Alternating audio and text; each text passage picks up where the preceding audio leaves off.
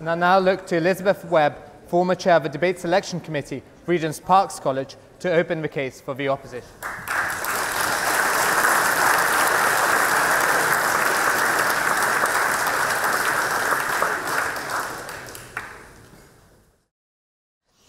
During the heat of the Brexit debate, there were probably more arguments in my house than in most. My mother was passionately in favour of Brexit, out campaigning on the streets. And meanwhile, my father was passionately against Brexit, also out campaigning on the streets. Arguments about economics and immigration and sovereignty were thrown around in the lead up over the dinner table, with no resolution ever made before dessert or even after. In the aftermath, things didn't really improve greatly, culminating when my father said recently, "All Brexiteers are responsible for devaluing the pound." And my mother retorted, and I quote, "I thought you socialist, liberal elites didn't care a jot about the economy." As amusing as this was for my brother and me, I think it's a very typical example of how the word liberal elite is thrown around much too easily. If you supported Remain, you're part of the liberal elite. If you supported Clinton, you're a member of the elite. If you're generally left-leaning and progressively socially, but tend to be more centrist on economic matters, then instantly you are part of some liberal metropolitan 1% elite. Sure, there are some people who are liberal elites. They support liberal social causes, but want to exclude the working class or those with a lower standard of education from their priorities. But is this really what liberalism as a whole stands for? Absolutely not. Liberalism continues to be a movement embodying people of all backgrounds, educations, and class. It stands for many people, not just a liberal elite. Sure, it isn't perfect, and recently it may have suffered more losses than victories. But it's definitely the best and most effective option all of us have. First, it is my pleasure to introduce the proposition this evening.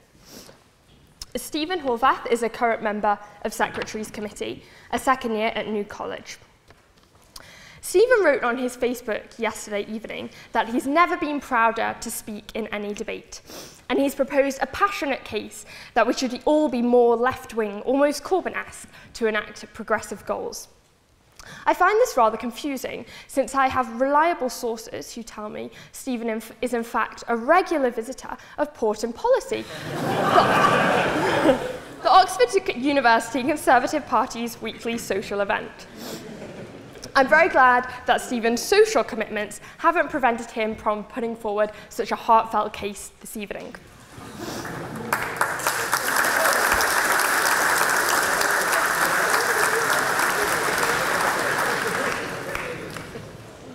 Speaking second is Kerry Ann Mendoza, a journalist and former banker.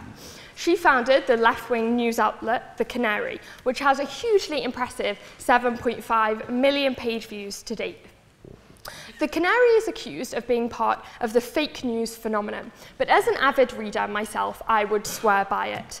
Without it, I never would have learned that Corbyn is heading for majority in the Commons, the Earth is actually flat, and that the White House is full of reptiles.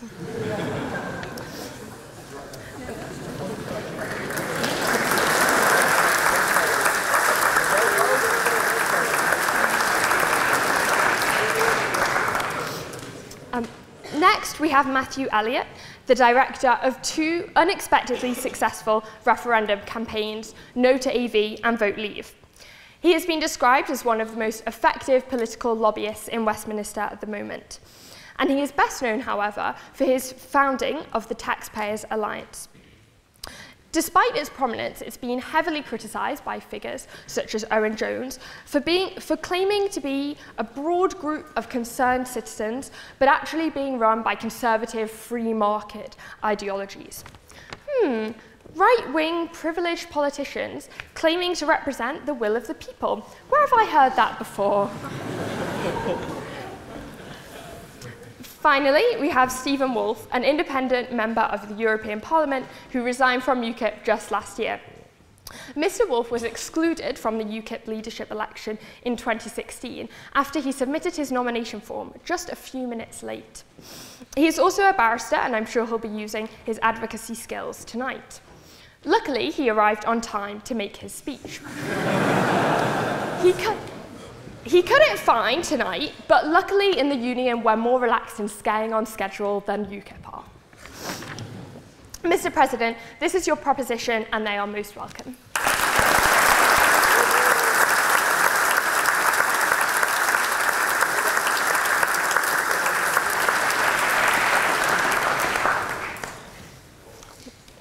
So firstly, what is this debate actually about, and is it what Stephen says it is?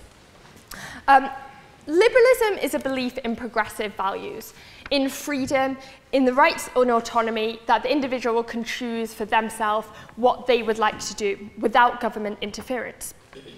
When the government seeks to limit when women can have abortions, or block gay marriage, or strictly limit immigration, this is when liberalism lifts its mighty head and roars no. We are autonomous beings, and each of us have the right to make our own free choices. So what does it mean to be part of the liberal elite? When there are economic, legal, or social barriers which prevent non-elite groups being part of liberalism, this is being part of the liberal elite. Do non-elites feel that they could be part of this movement? Stephen has essentially said that liberalism doesn't enact its own progressive goals and that we need to go even more left-wing to be effective. Note the irony here that also on the proposition we have speaking a former member of UKIP. I'm sure he'll be taking quite a different approach from Stephen. But it's important to note that the two alternatives to liberalism which are proposed tonight are one, a more hard-left Corbyn-esque, as Stephen proposes, or two, a more protectionist, right-wing, socially conservative approach, which I would say the later speakers are going to propose. Both are obviously less effective and much more elitist than liberalism. Stephen himself says that Sanders and Trump supporters are disenfranchised, and they would be much more likely to support a more centrist candidate. Corbyn is miles behind May in the polls. I don't understand why Stephen thinks that going more left-wing will mean that we get more progression. Someone like Blair, traditionally liberal, would be much more likely to gain power to begin with and able to put these liberal goals in place. Contrast this to hard-right politicians who are often themselves from elite circles. Think of Boris Johnson, and less likely to pursue the progressive goals which Stephen himself wants. I should really be thanking Stephen tonight since he's already done half the work for me. He's supported progressive goals and the aims of liberalism. It's also not our burden to defend inequality. I don't have to stand here and say that we support everything that globalization stands for. Liberals have also put millions out of poverty. Most liberals, I would say, would support more refugees coming into this country. This is in line with their values of open borders and combating inequality, which I'm going to talk more about later. So ultimately, what this debate is about is what role liberalism plays in society and if it has stayed true to the values on which it is founded. Does it support equality for all, or does it support equality for some? Is it self-serving, or is it selfish? Is it elite or not elite? So were Brexit and Trump signs that liberalism doesn't appeal to everyone? May, Johnson and Trump want to characterize these victories as ordinary people against the liberal metropolitan elite. And Stephen himself says that liberalism is a failing catastrophe. But think about this. This isn't actually true.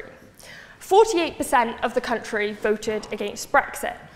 Just this number itself shows we're not talking about an elite 1% group of people who are supporting something which is very much at the heart of liberalism. 2.8 million more people voted for Clinton than for Trump.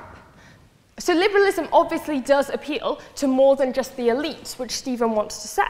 And he doesn't mention any of these people. How about students who are obviously not part of the elite now and largely voted pro-Brexit and pro-Clinton? Or ethnic minorities. Clinton won 88% of black voters and 65% of Hispanic voters. Moreover, Sanders, the less traditionally liberal candidate than Clinton, had much less support from ethnic minorities than Clinton did. The average income of a Trump voter was higher than that of the national average.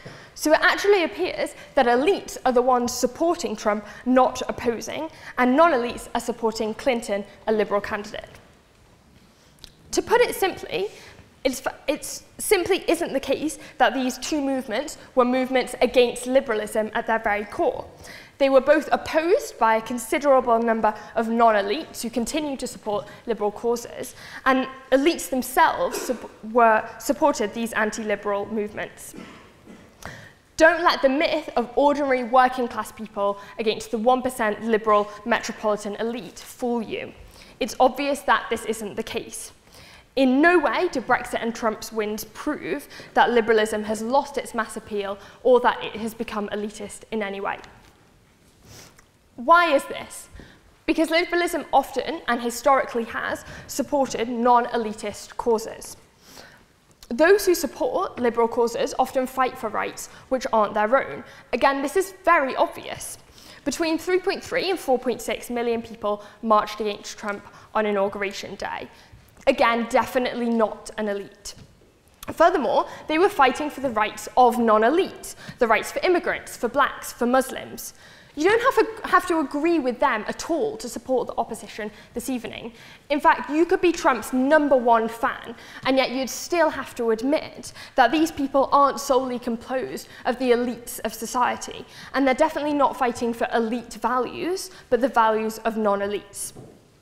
This is because liberal values are values which don't benefit just one group of people. Values of democracy, of tolerance, of free trade, freedom of speech, immigration, workers' rights, civil rights. These are all values which unite people, not based on whether they're part of an elite or non-elite. No, thank you. But whether they want a vision based on an open, fairer world. A world with fewer boundaries between borders and a world with fewer boundaries within borders. In fact, the very reason, I would say, that liberalism has been alienated so much in the past is because it cares about the inclusion of groups who historically elites and non-elites have never thought about.